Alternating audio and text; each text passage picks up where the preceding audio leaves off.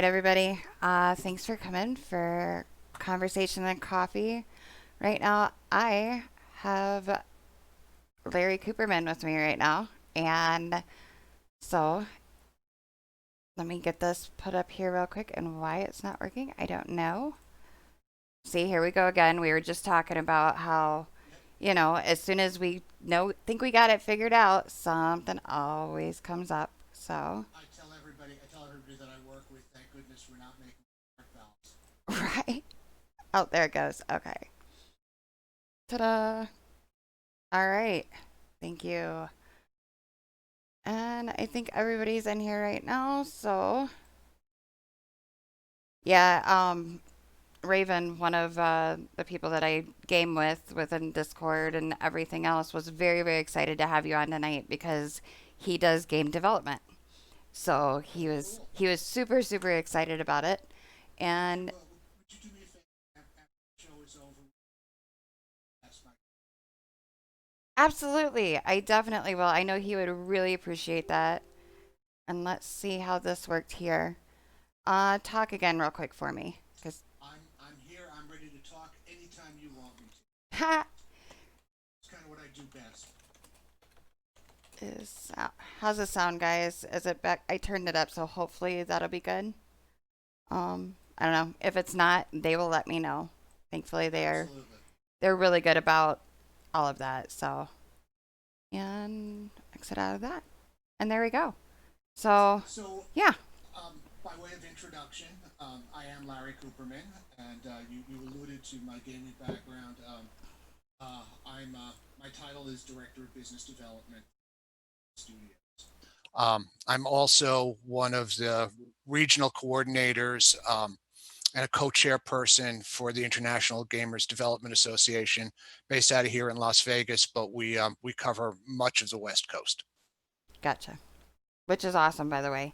And one thing is that it's all you guys don't have a centralized office. You guys, So it so is. my company doesn't. The term that we use is distributed. Is it okay if I talk about Yeah, an adult topic? go I for mean, it. it's after, so I'm going to use a four-letter word, and I'll probably use it quite a bit this evening. But I'm here to talk about work and Okay. about working outside of the office and what that's about. Um, as you know, I'm kind of a history buff, especially American history. Um, One of the things that happened in American history, the Civil War changed a whole lot of things, including having an impact on labor. But one of the outcomes from the Civil War is that the part of the country that was more industrialized, that was more factory oriented, had a superiority in the war. They could make guns and Gatling guns and all of that good stuff. Um, until World War One, despite the what we learned from the Civil War, until World War One, most Americans worked in trades like lumber, Mm-hmm. mining, farming, and variations, on that. Working in the cotton fields, growing corn, digging in the mines of Virginia and Kentucky. Interesting thing. Ohio was an oil state. That's where John D. Rockefeller started out, and Michigan.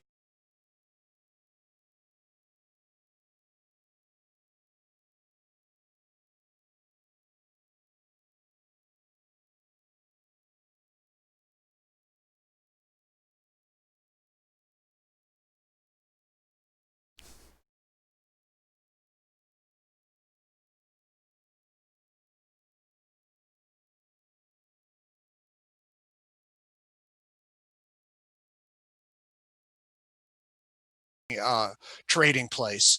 Um, and that really didn't change until after World War One. After World War One, we began a gradual transition into more factory work. The thing that I don't think most people really think about was the kind of work that you did was largely dependent on where you were born. right? So Right. most people did not travel more than a day's journey from the place that they had been born, even in America. It's funny that the American highway system, the federal highway system, didn't come about until the presidency of Eisenhower.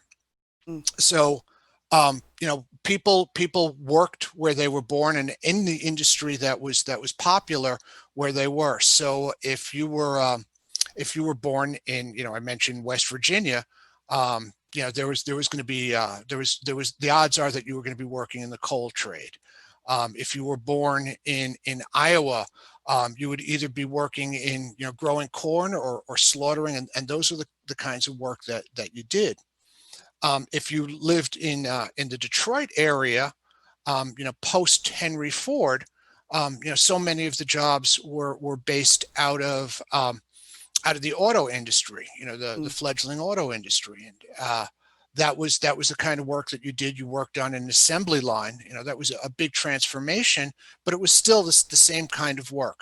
And the basic principle was that work was done at a specific place, typically between specific hours. Sure, you had, a lot of the auto companies had multiple shifts, but you were on a specific shift. You had to be there at 8 o'clock, at 4 o'clock, or at midnight, for the beginning of your shift, and you got a job, where you were. I remember in the early days, as a kid, coming out to Detroit, and particularly driving between Detroit and my other family in Ohio. Um, every Friday night, you would see a line of cars heading down 75. Those were people whose life journey was from Kentucky or Ohio up to the auto plants in Detroit. But again, that was in a fairly circumscribed area, right? So you lived close to where your company was. Right. Um, Work is changing, and COVID did not bring on that change, uh, but it certainly accelerated it. So my company makes games. The gaming industry worldwide last year did $117 billion in gross revenues. I always tell that to people in other industries, and they always say, "Did you say billion?" I said, "Yep, billion with a B." Um, and yet many of the products were not physical. They were a digital good. Something that, boy, if I had to explain that to my father, I don't think he would have been able to wrap his mind around it. That I wasn't making a board game. That I wasn't, that the games that we do are made on programs and downloaded by other people for their computers. Um, our company has always been this way. This isn't a change that we did because of COVID. When we were founded in 2012, originally as a two-person, Steve and his wife Alex, fiance at the time Alex, founded the company. They founded it as an internet company. It was something that they worked from home. Um, they were joined by Daniel. Daniel is based out of the UK. Well, Steve and Alex live in the Portland, Vancouver, Washington area. Didn't make any difference. Um, their hours would align. Daniel liked to sleep in late, so and work late. Not a unique set of qualities in the industry that we're in. That really didn't matter. When I joined the company, I was still living in Michigan. Mm. So, Steve, Daniel, and I would often have meetings that went from Vancouver to Ann Arbor, Michigan to the UK. Now we're up to 40 employees, and our employees are literally all over the world. Oh, wow. Um, Probably the biggest separation that we have is between our multiplayer guy, who's based out of New Zealand, and our quality assurance manager, who's based out of Stockholm, Sweden. Mm. Their hours align every once in a while, but it's usually different days. That international dateline Gotcha. thing. I always joke with my buddy from New Zealand that he's from my future, and I just don't understand why he won't give me any stock market tips. Um, but but that's kind of going to be a model for a lot a lot of companies. I don't think that everybody's going to convert over to what we call a distributed model. I don't know if there's a maximum size. Again, we went from 2 people up to 40 people over a period of 6 years. That's about a standard growth trajectory for us, for this industry. But I don't know if it scales to, making some of the AAA titles with 2,000 or 2,500 people. As we get more and more successful, I hope to find out one day. Right. But for us, it works great, and our productivity per person. I'm very much a numbers guy. Our productivity per person is higher than most other companies that we work with. So, a couple of things that don't happen. You don't come into the office drained from your commute. Mm.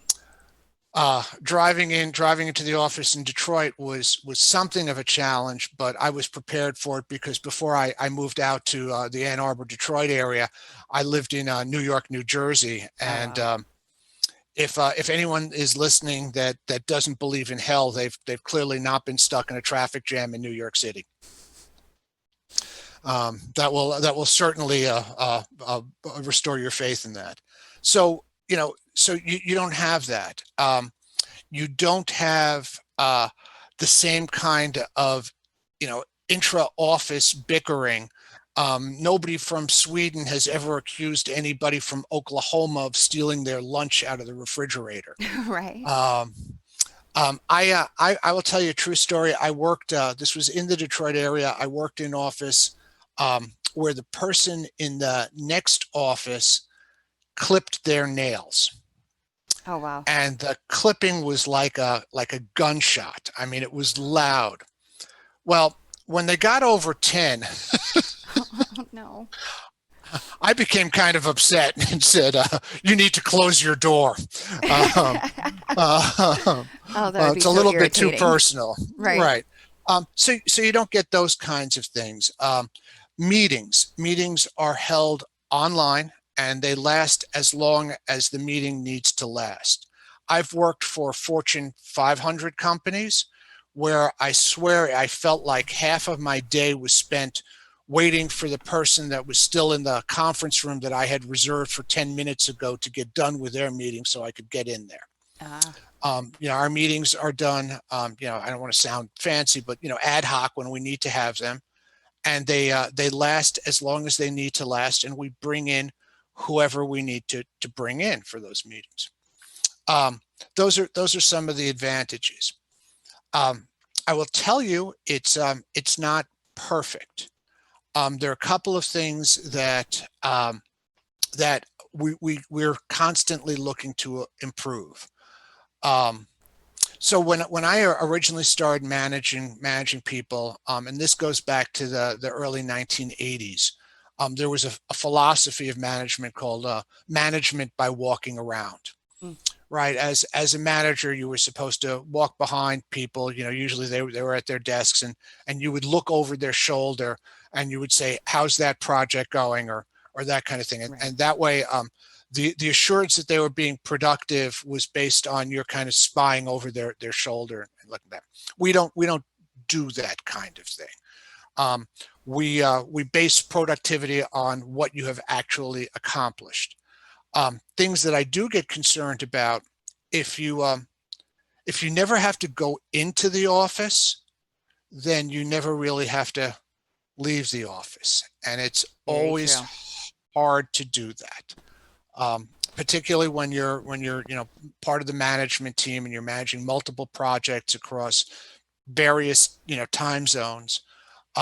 So I worry not so much for myself, but really for my developers, um, that they will lose track of time and they will do things that are unhealthy for them. Hmm. In the game industry, and everyone that's associated with the game industry will tell you this has become a huge buzzword. Crunch, working those terrible hours for weeks at a time, and people burning out at that. It doesn't matter whether I'm telling you you have to do it or you're doing it because you love writing the code and you enjoy doing that. If you work too much, it is not productive. and Right. it's not good for you. Um, we've evolved a pretty simple methodology for coping with that. Every one of the managers is charged with asking everybody that works with them on a daily basis, simple question: How are you? And the way that I explain it is you ask how are you, and then you shut up until they answer the question fully. Right. If you're a good manager, you will remember what they told you, earlier that day, earlier that week. So I will ask an employee who took a couple of days off to be with his parents how they were doing. Um, I ask, I remember to ask people about their children, about their brothers. That's not hard. That's really the stuff that my shorthand for that is we're being human to each other. Mm. All Yeah, right, that's the really. stuff that people should do. Again, does that scale? Will we have the same degree of flexibility when we get above a certain number of people? Um, we've already crossed over a line that we didn't know existed. We've hired two people with the same first name. Oh no. So we've got Alex 1 and Alex 2. you know. Are they at Um, least in different locations? oh, absolutely. Okay. One is in Brazil and one's in North Carolina. That So makes so it a that's little bit easier. absolutely. And everybody that works for us has a handle, has a nickname, has gamer tags. So our engine developer is Samuel Kaiser Villarreal. Um, Alex number two is known in the community as Alex Max. Mm. So there are ways of doing that, but again, I tell my partner in crime in this, Steve, that part of my job responsibility is to be professionally paranoid. So what we're doing works really well for the company now. I don't know if it's going to be the same solution in a year from now, um, but for most people, they're looking at that and saying, well, that's cool working for a game company, but that would never be in my trade or in what I do. Um, I'm going to tell you that we're at a point in the world, but specifically in America, um, where things are going to change. If you want to be fancy, you want to say we're at an inflection point. Hmm. Um, so some things. Ann Arbor has made a huge commitment to autonomous driving, to self-driving cars, Hmm. um, and they're going to get that right one of these days. The area where that's first going to come in, it won't be Uber, it won't be driving your car to work, it won't be the area that it's going to first come in and be really disruptive is long haul trucking. Mm. Because long haul trucking is basically point A to point B, Right. and that is something that is very feasible to program. Hmm. Um, that's the kind of thing that's easy to do. That. So if anybody is listening to this and they are currently working as a truck driver, this might be a good time to start taking some classes in basic coding, because that's going to change. Um, Factory work. So, if you look at the numbers, if you follow Wall Street, not that I'm saying that that's necessarily reality, but the largest car company in the world is Tesla. Hmm. And Tesla is largely automated. So if you're counting on the day when the River Rouge plant is going to reopen and you're going to have thousands of people working on an assembly line, um, to quote Bruce Springsteen, those jobs are going, boys, and they ain't coming back. Right. So those are things that are going to change. Let me also say before I go down this path, because I don't want to make it sound like it's again a Bruce Springsteen reference, like it's a dark ride. If you look at our history, every innovation, every disruptive innovation has actually led to more jobs and frequently a better standard of living, than the prior generation had.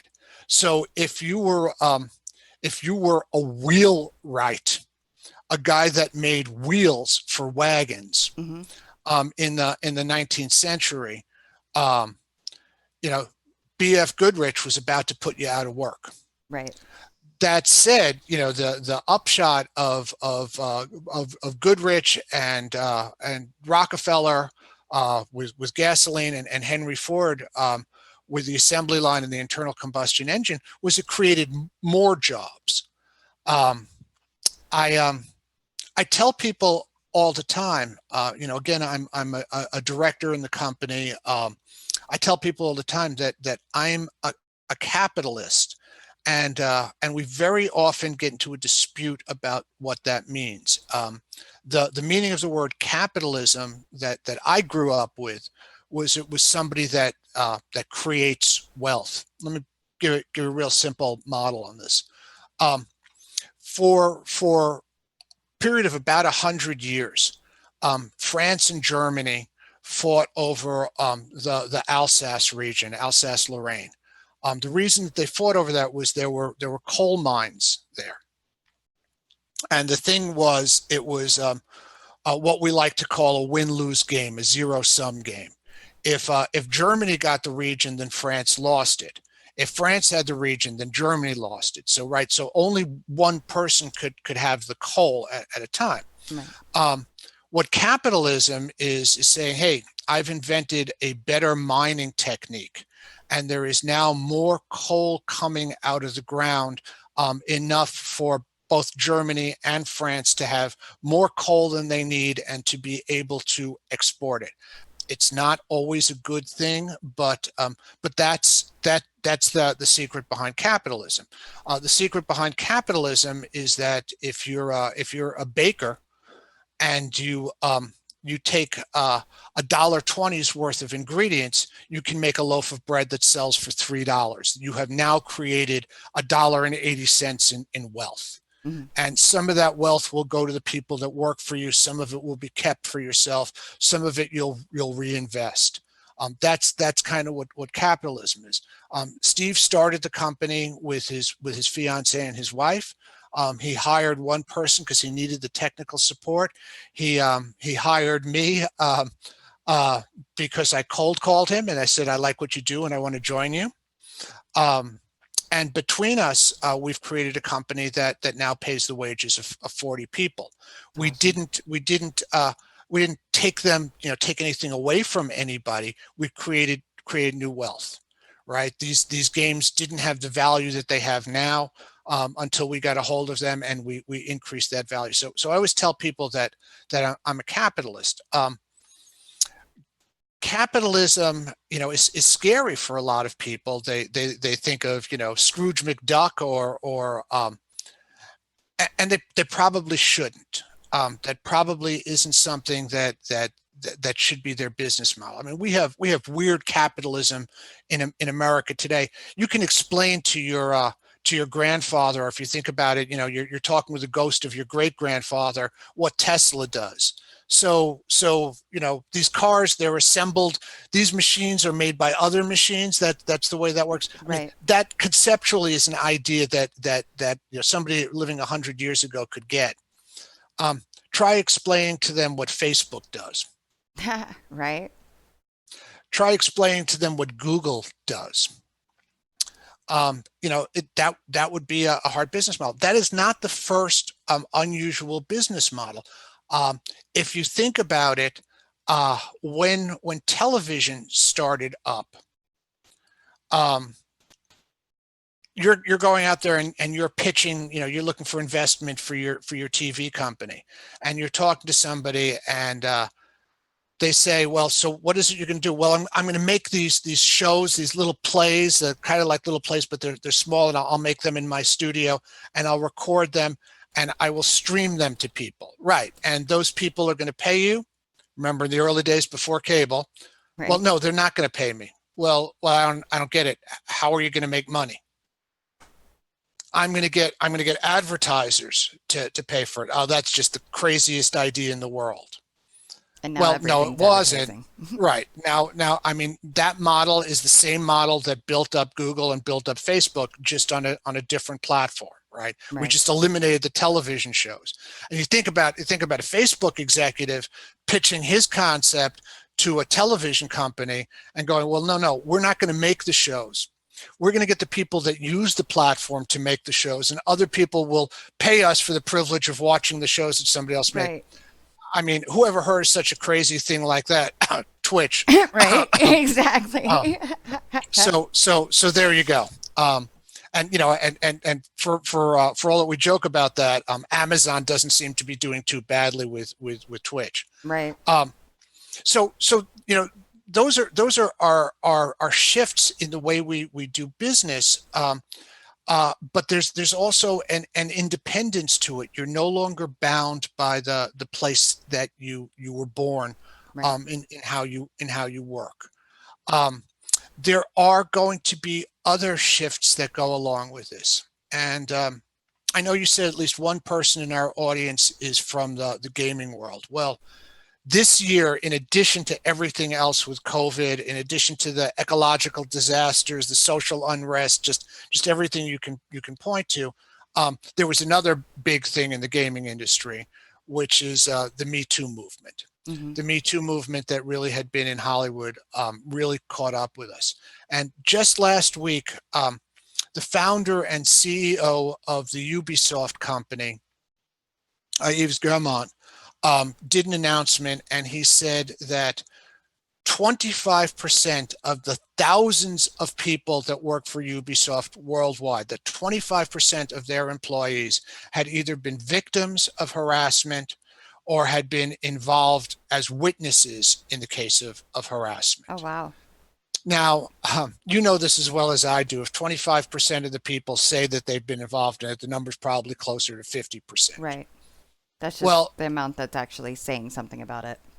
yep. Now, as the founder of or co-founder of a company myself, I'm going to tell you, um, I've never been at a meeting where we said, okay, we're going to found this company, we're going to make millions and millions of dollars, and we're going to harass all of the people that work for us, or a significant number of the people that work for us. That just wasn't on the topic.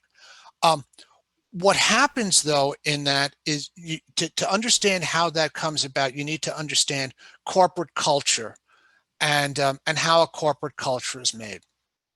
So Ubisoft started out in Montreal, France, the other Montreal. They have an office in Montreal, Canada also, but this is the Montreal in France. Um, it started out as a small group of people, small group of developers that were driven by a passion to make games. Well, they had an office there, which meant that people had to come in at certain times and sit and work in that office. Well, I'll tell you a secret. Um, if you start an office in France and everybody has to come into that office in France, you end up with a lot of French people working there. Right. Kind of obvious, right? That guy from New Zealand just isn't gonna commute in. Right. Well, what begins to happen is the company takes on some of the character of the place of origin.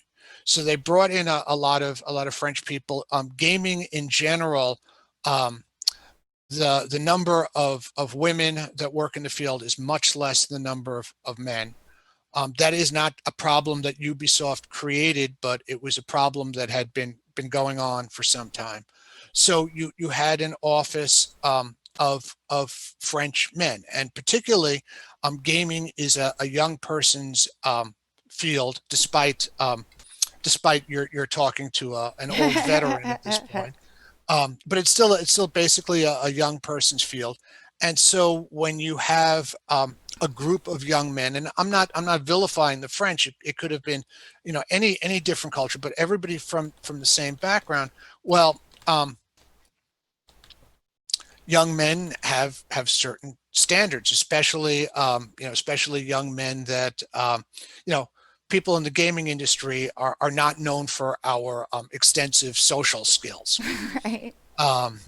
We blink a lot in the sunshine, so So you have a company that's created that way, and maybe it started out as some jokes, maybe it started out as some remarks, but gradually this becomes part of the culture.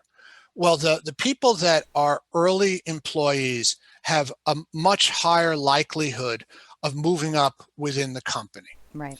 and pretty soon they are bringing that corporate culture of rough jokes, rough remarks, etc., worldwide as they expand. They Right. bring it, they bring it with them. I'm going to tell you, from my experience that game companies that start out in, say, France, and I don't mean to pick on them, have a very different culture than game companies that start out in San Francisco. Right. Right? So, so that's the first phase, that you develop this misogynistic, culture, and it's not meant to be harmful. I'm not saying that, but it's something that came out of the youth and the geocentricity of the company. Everybody came from the same place. They all knew each other. Companies, very often, game companies are started out by friends. Um, and those people end up creating this corporate culture. Well, when we get to the next step, and they start making really big bucks, they start making all kinds of money because one of their games is a million seller. They have an Assassin's Creed. They have, I mean, I could go through the list. Ubisoft has done some of the greatest titles.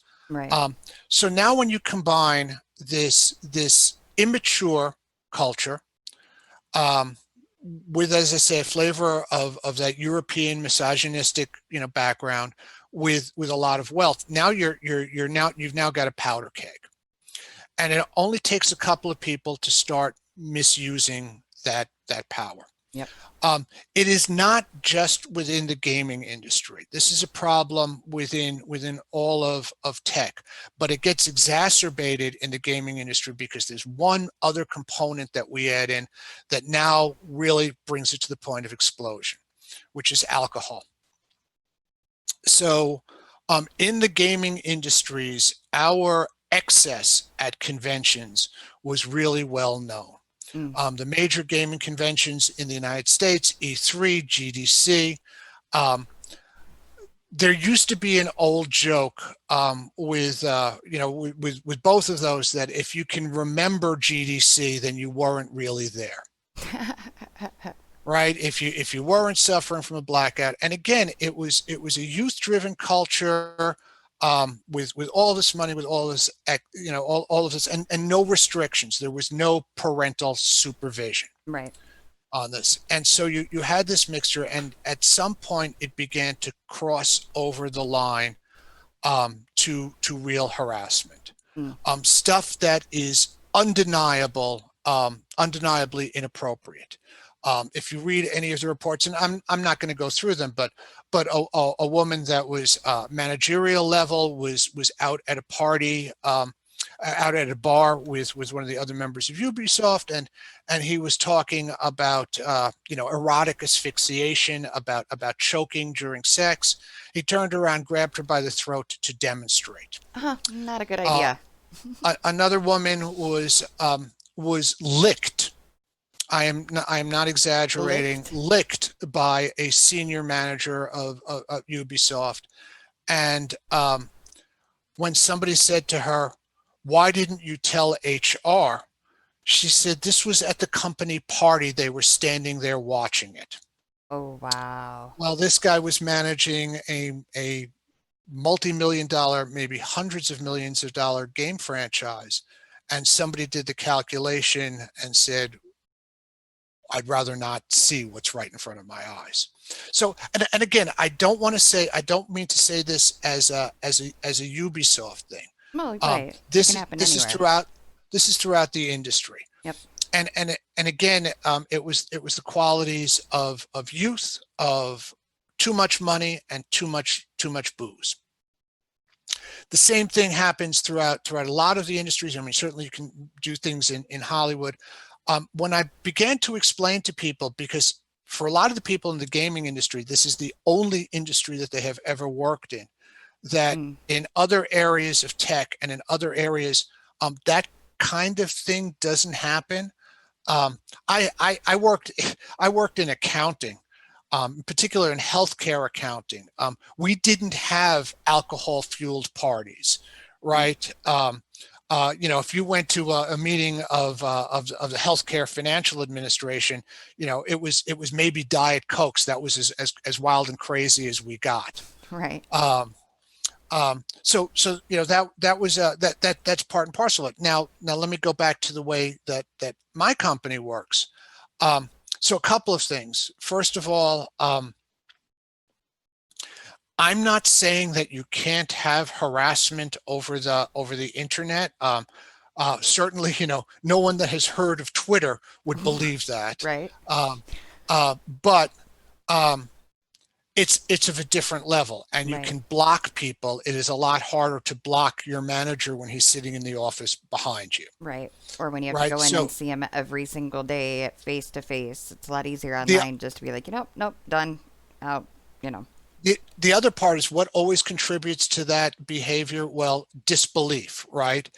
You say that this person did this, and they say that they didn't, and now you have to go and try and find witnesses. Well, if it's online, you've got a screen capture, Yep. you've got a record of what happened. So it certainly is a process of amelioration. The other thing that is interesting about this is race, gender, all of those things.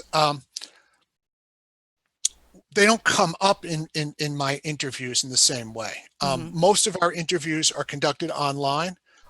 We have hired a couple of people without having camera feedback. Mm. Um, so I can't say that I hired them because of their race or hire them not because of their race, because I didn't know what it was. Right. Um, now that's something of an exaggeration, but on the other hand, there's an element of truth to it. Um, there are a lot of people, again, for gender things, we don't really care. It's not an issue for me. And that might sound really, liberal and social justice warrior on that, but and it is. We do have a commitment to those values, but there's other factors in it too. I'm not really concerned about what bathroom you use, because I use the bathroom in my house, and I got two of those. I mean, I could go. Right. Um, um, uh, so you're going to use your bathroom, and I'm going to use my bathroom, and never the twain shall meet. Right. Um, I mean, those kinds of issues, and again, I'm saying it in a hopefully at least slightly humorous fashion, but those kind of issues simply don't happen. Right. Um, Things that do happen, we do worry about overwork. We worry about mental health. Mm-hmm. Um, Things that I was accustomed of doing in managing employees, I've had to develop a different skill set. If one of my employees is feeling down, it's really not feasible for me to take him or her to lunch. Right. That's just not an option that I had. Whereas I certainly did that, when we all worked in the same office. That Mm-hmm. was something that was a tool. Um, we don't have, for whatever it's worth, we don't have beer o'clock. Right. 5 o'clock on Fridays. We don't have that kind of thing. What we do have, to some extent, is online gaming. Mm-hmm. One of the things that is absolutely, that I'm notorious for, is I'm just absolutely awful at online games. I simply do not have the reflexes. And I'm the one that is most likely to end up, being headshot 15 times by some of my developers, but I don't get upset, and that's my expectation. That's not one of the ways that I judge my success or failure, and so we have that kind of thing.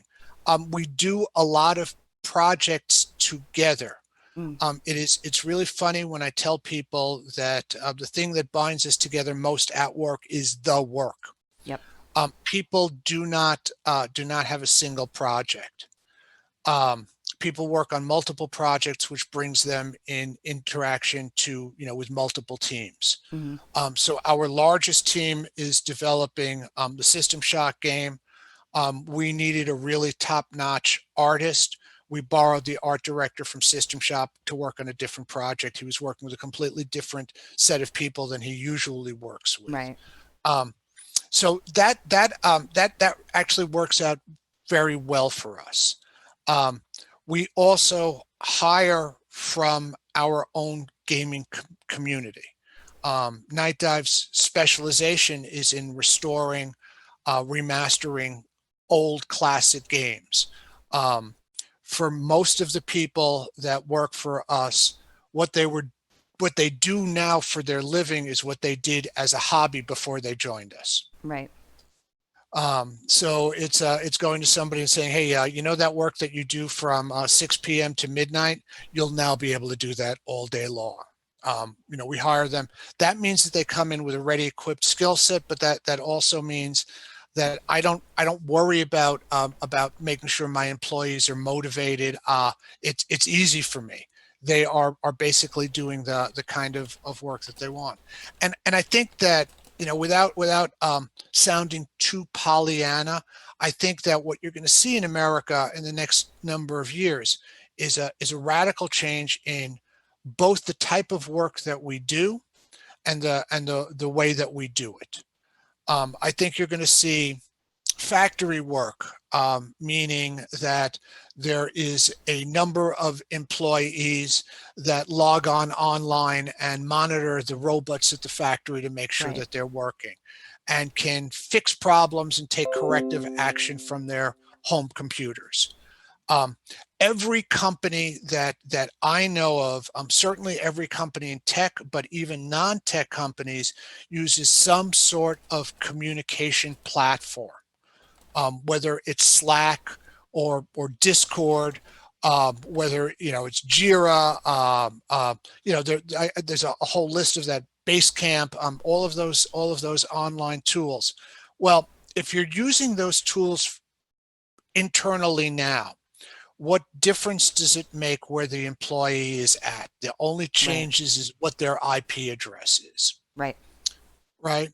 Um, Things that will also change. We have literally now, one of the great divides is that we have millions of Americans who still do not have high-speed internet access. That's going to become something that we need to make standard. But you know Hmm. what? Um, my daughter lives in North Carolina. I've traveled. I've driven between Michigan and North Carolina. Always used to stop off at the Cumberland Gap. And um, if you're in Appalachia today, and and you're waiting for us to turn back to a coal-driven industry, that's probably not going to Not happen. gonna happen. There are already classes in Appalachia, and I think this is something where, God help me, I'm going to say the federal government, but I think this is where the federal government can really come in. Um, there are classes that are teaching coding to people that worked in mines before. Hmm. Um, and the only limitation is getting that internet The access. internet there. Yeah. I think internet access is going to become as ubiquitous as telephone access, Hmm. right? Um, I think that's something that's gonna happen. And if I was going to talk about how I'm going to make America great again, that would probably be the top thing on my list. Right. Um, Change is scary. Oh yeah. I don't say it's not, but whether you want it to come or not, It's gonna it's come it's one way or another. um, the one constant is that things will always change, Hmm. right? And so basically, to summarize what my thoughts are is that change is coming, and we need to prepare for it. That is something that on a state, local, on a federal, state, and local level, we need to think about. Oh, I should have mentioned this earlier. I live in Las Vegas, Hmm. actually in Henderson, but close enough for Las Vegas. I can throw rocks at it. The casinos have really taken a beating. Oh, I bet. during this pandemic. It's really really hard for them. It's really difficult. Well, the casinos were already in a transition stage because let's face it, there's more money playing Fortnite than there is playing blackjack. Tell me about it. I'm gonna go broke because of my 13-year-old on Fortnite. I'll only tell you this. I started my son off as a gamer playing Counter-Strike when he was, I want to say like 11, 12 years old. Mm-hmm. And he was an early stage employee for Twitter and is now happily working for Adobe Software. So when you look at that, Mom, don't think of it as a waste of money. Think of it as an investment in your future. Well, I appreciate that. I always tell people that my whole goal in life is living long enough to become a burden to my children. Uh, um, Right. but but jobs are going to change that way. I had my first physical exam via Zoom this week, and What? Hold up. A physical yeah, doctor's exam via Zoom. yep. Alrighty. Um, uh, I've heard it my all. doctor asked me if I owned a blood pressure cuff because I've fought high blood pressure for a number of years.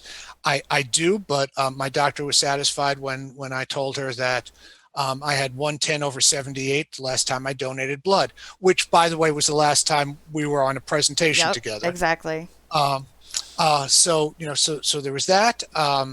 Looked at my arms, looked at my health, and then sent me for a whole bunch of lab tests, which is exactly the same thing that she would have done Had you been if I had there. come into Yep. the office. I can live without the doctor tapping my knee with that little hammer, Mm-hmm. and but most of what the doctor is going to learn is going to learn from either interviewing you, which can be done via Zoom, or Mm-hmm. sending out for the lab tests, which you also sending that referral form over to me came via U.S. mail. It was just the same as if she had handed it to me. Right. So those are things that are going to change. Things are going to get automated. There's going to be more automation. I'll tell you, I mentioned trucking. I think the fast food industry is going to be automated also. So if you were planning on spending the rest of your life serving up Big Macs or Whoppers, that probably isn't a great career path for you. But if you go into programming and you're the guy that writes the code that allows those companies to automate that process, you're probably going to be a very wealthy person who's never burnt themselves on the grill. Right. You know, so again, history shows us. Like I said, the guy that used to make wagon wheels for the buggies lost his job, but there were far more jobs created at Henry Ford's factories. Right. Um, so, hey, I always like to tell people this. It's one of my favorite marketing stories. The first American street that was paved. Do you know what it was? That the road Mm. was paved? It was Woodward Avenue. Oh yeah. I should know that, but yeah. And the reason that it was paved was because when you went to the Ford plant to pick up your car off the assembly line, and yeah, that was a thing when Ford was new. You went there to pick up your car. You got to drive like a half mile on paved road, and you'd never drive on paved road again. Oh gosh. The rest of the time, your kidneys were hurting from all the bumps up and down. But again, that's part of what the future is going to be like. I spoke probably more than you may have even wanted me to, but No, you're good. thanks. Do you have any questions? Any Um, topics that you want me to cover? I did open it up for the guys in chat to see if they had any questions or whatever, although they were trying to make me laugh in chat as you were talking. Please, Of course. because Raven's like the hammer was the best part, and then speaking of other people, somebody goes, I prefer the index finger. I figured you'd probably get a laugh out of that one. So yeah, Yep. I told him I was like, you guys are just gonna make me laugh, and they're like, well, we're trying to. I'm like, okay, I'm not even reading chat while I'm talking, but no, no, they're very interested, and it is very interesting. Like one question I am gonna ask because I ask Sure. this to everybody that I interview on Coffee and Conversation is what inspires you? So I work in a field. I literally work. My partner is 1 year older than my son. I work with young people, and I find one of the things is that I have a lot of faith in the younger generations, and I'm going to say that in plural. Hmm. Um, I find that they're smarter, and I don't mean just knowing more things. I actually find one of the things that I find troubling is that we stop teaching our kids, we stop forcing our kids to memorize things, and Hmm. and so we wonder why they don't know facts when facts do matter. Right. But in general, I find the younger generation um, pretty much consistently with a smarter world view, with a better understanding of what's going to work in the future. So that really inspires me. Um, the other part, and I'll be transparent about it because I wouldn't be good at my job. I came from sales. My title now is business development director, director of business development, and but I am still at heart a sales guy. So at about 9:30 this morning, I closed a contract, and if I was in a sales office, if anybody's ever worked in real estate or in any of those kinds of sales trades, I would have been ringing the bell. Right. Um, you know, so that's the kind of thing that I enjoy. I'll tell you one Christmas, and I want to say it was 2000, it was 2013 going into 2014. We launched a game right before Christmas, and we did not think it was. We thought that was gonna harm us, and Hmm. we're launching into the Christmas season. When I say right before, I mean literally. I think it went up on December 11th, like 2 weeks before Christmas Day, Gotcha. and it hit a sweet spot for whatever reason. Whether it was the quality of the game, whether it was the title itself, and I kept on hitting that refresh button and watching the money come in, Right. just ka-ching. Um, I did disclose I'm a capitalist, so nothing shocking there. But those things really do inspire me. I think the younger generation. I think being smarter and selling stuff makes me happy. That's awesome. That is really cool. Um, okay, I do have a couple of questions. Sure. Lost was wondering if I'll go up to it. Where'd it go? If you ever did any work or your company ever does any work on like Dungeon and Dragon games at all? We have not, and one of the reasons for that is that is a carefully managed franchise. Mm. There's a lot there's a lot that is specifically within the D&D franchise, not games that are like D&D, but Hmm. within the D&D. That is while I've been at Night Dive. However, prior to joining Night Dive, I worked with those folks when I was part of GameStop. Okay, cool. So I got to work with and got to meet them, and I think it's absolutely great. I think it's so amazing how that whole thing started off and blew up from there. Yeah, funny little story about D&D is that I think I told you before, and my listeners don't know this, but I grew up very, very conservative Christian. My dad was a Uh-huh. preacher. So when Dungeon and Dragons first came out, it was evil. Sure. It was evil. It was of the devil. I wasn't like, I honestly, still to this day, I don't think I've ever played it. I've seen it being played, Sure. at least, the original gameplay. I've never seen it on the computer yet and whatnot, but it's very interesting, like how times change, and then you grow up and you realize, wait a minute, it's not, it's a game, but it's By very by by interesting. the way, if I was in charge of marketing, I would have had at least one variation where you could play as the apostles. See, there you go. See, somebody else was wondering if you had any projects currently that you or Night Dive was working on that you were allowed to share. Sure, we do. We have some unannounced ones, but the primary one is System Shock, and we just posted a Kickstarter update today. One of the things that we're committed to is being very transparent with our audience. So Hmm. if you take a look, if you search for System Shock on the Kickstarter site, you can see it. We also have done that publicly, and we have a playable demo, even though the game isn't out, that's available on Steam, so everybody can get a taste of that. Oh, cool. That said, we are also working on Sin. That was the name of the game.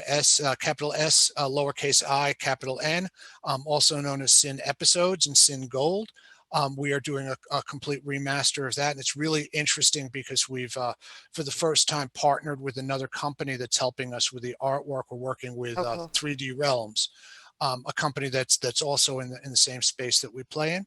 We are working on the Shadow Man game, which is based off of the comic book franchise by the same name, and we are working on Blade Runner, which is based off of the movie title. Awesome. Those are the ones that I can talk about. If I talked about the other ones, a ninja would come down and kill me. So. And we don't want that. We like having you alive and well. Um, oh, Captain Chronic wants to know Freddy Fish remaster. So we're bless him for that. We were the original publisher, and we launched all of those titles, part of the humongous title library, on Steam for them. Because of a couple of different factors, the company that did that spun off their own division, and we refocused on some other projects. We are no longer managing those. We were simply the developer on those. Gotcha. So developers do that work, and then publishers take the profit. I'm both a Right, developer and exactly. I'm They give both a you. developer and a publisher. So don't think I'm saying that in a bad way. No, I know. No, it's like here we do all the work and you get all the profit. No. Another question Chronic had here, if I can get my mouse to move, was about VR, the virtual reality. If you had Yep. any thoughts on that and all of that. So thoughts that I have on that. So first of all, some of our titles actually are ported to VR, but by fans, not by Night Dive. Mm, We've had discussions about that. Right now, with the new generation of consoles, my biggest challenge is to make sure that we are creating titles that are going to play equally among the current generation of consoles and the next generation of consoles. So that's enough of a challenge for me right now. That said, do I see VR in our future fairly short term? And by that I mean probably 1 to 2 years away. Yes, I do. cool. My hope is that we'll see a little bit more of standardization within VR. Um, than is currently there. It's a little bit challenging. There are a variety of different standards on that. Basically, if you design a game for Oculus, you're going to be doing the same kind of design work to make it play on PlayStation VR. So that's a little bit of a challenge for us, but we're moving quickly on there, relatively quickly. The last thing to say on that is that a lot of our games use our own proprietary engine. So adding VR to it means that we have to support that within the engine as well as within the game. Gotcha. Speaking of like the proprietary engine and all that, I did notice because I was looking up Night Dive and like looking at the different games and all that, like with Doom and all Uh-huh. of those, and I think it was which one was it? I can't remember, but it works on the same engine as Quake. So well, so um, we have done games. So Sin, for example, work was originally done on the id Tech engine, which is the Quake engine. Um, but we did porting of that to our own engine. So it started out on one engine, but we moved it over to another engine. Mm, That said, over the next year or so, I think you're going to see some really interesting progress within our engine and extending those capabilities. Gotcha. And then let's see here. The new ray tracing tech, it just popped up for There we me. go. Yep. Um, yes, we are looking at ray tracing. The first of our games that will probably make a considerable use of ray tracing is System Shock, which is being developed in the latest version of Unreal. So ray tracing is supported in that. We are looking at adding ray tracing to the Kex engine. So that will be able to be a part of our other games. Right now, one of the challenges of ray tracing is it still is heavily dependent on hardware of how smooth it plays. Um, so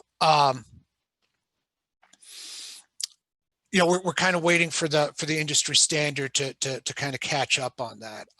Look, my first computer, the first Windows computer that I had, came with a free upgrade. They doubled the amount of RAM to 2 meg. No, I didn't mean 2 gig. I meant 2 2 meg.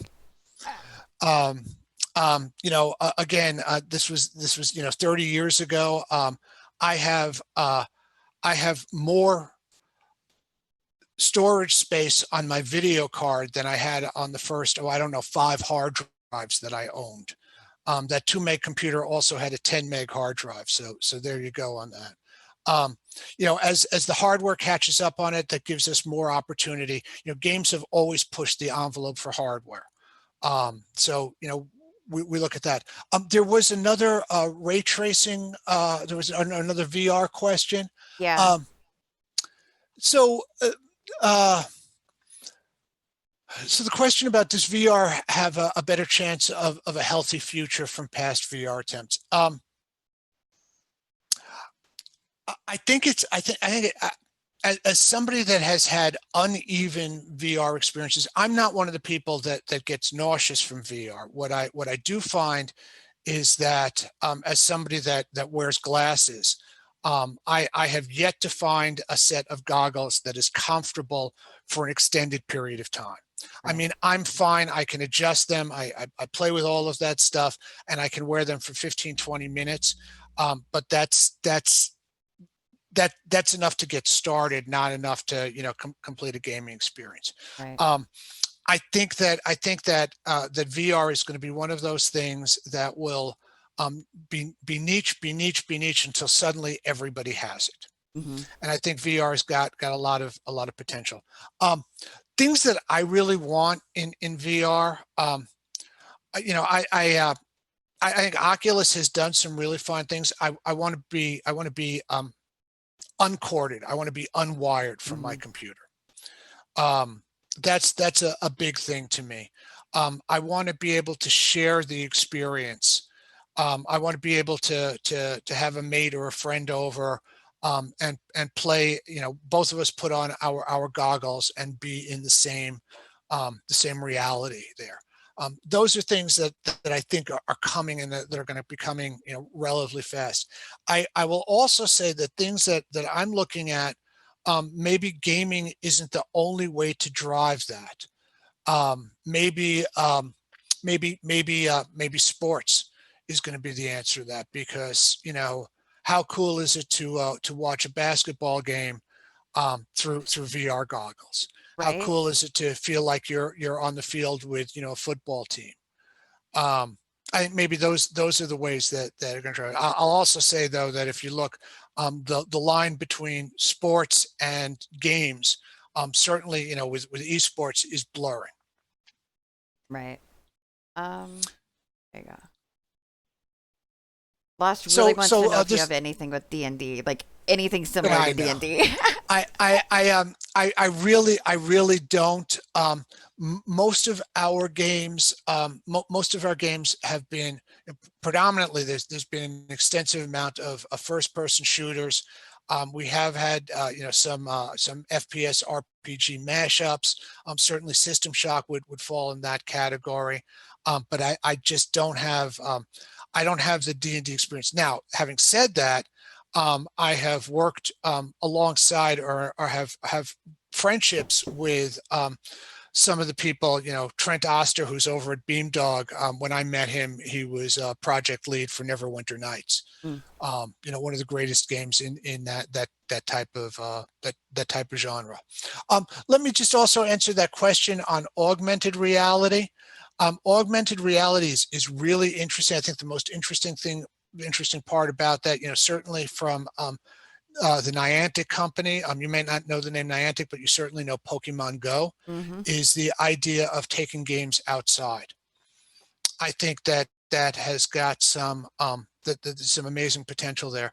You might not have known this, but before Niantic made Pokemon Go, they were a company. They had done one other unsuccessful game, but they were a company that did map stuff, Mm. geography, map kinds of things. And when they said, well, hey, this what we know from this field is something that we could extend over to playing games in the real world. I think that's got just huge potential. Mm.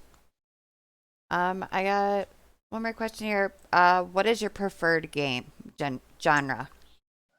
So I will tell you, and boy, when this gets back to night dives, the guys are all going to laugh at me. So I am absolutely addicted to the type of games that I played in my youth, which were pinball. I Yes. I Love it. I've been lucky enough to be friendly with. I work with the guys. When I say work with them, I'm completely different businesses, but I know the guys from Zen Pinball, and the idea that on my computer I can have 200 different pinball tables is just never fails to excite me. One day when I have more time and money on my hands, I want to make a regular size pinball machine, complete with with the buttons on the sides and the just the way I remember it, and have the full array of their pinball games, so that That would be I can awesome. change the way the machines. Yep, that's everybody's got to have a dream. That's mine. I don't want to have a Tesla. I'm not big on a Mustang. I'm fine with driving my little Honda Fit, but I want to have a pinball machine. That is awesome. Funny you mentioned pinball. I don't know if you've ever seen the show Impractical Jokers or not. Um, I know of it, but go ahead. they I actually just started watching it with my boyfriend, and it's hilarious though because Sal on there had an Impractical Jokers specially made pinball machine, and as one of the consequences, because he was on the loser board, they smashed it. And Ah, like, oh yeah. So as a pinball, somebody that likes pinball such as yourself, you can just imagine the pain he was experiencing at that time. I would have been crying watching the show. Okay, I got time for just one more question. Lost was wondering, and I don't even I this tells you how close I am about gaming some. Polarium games. Not familiar with them. Could you ask him what titles they have done? The name seems familiar to me.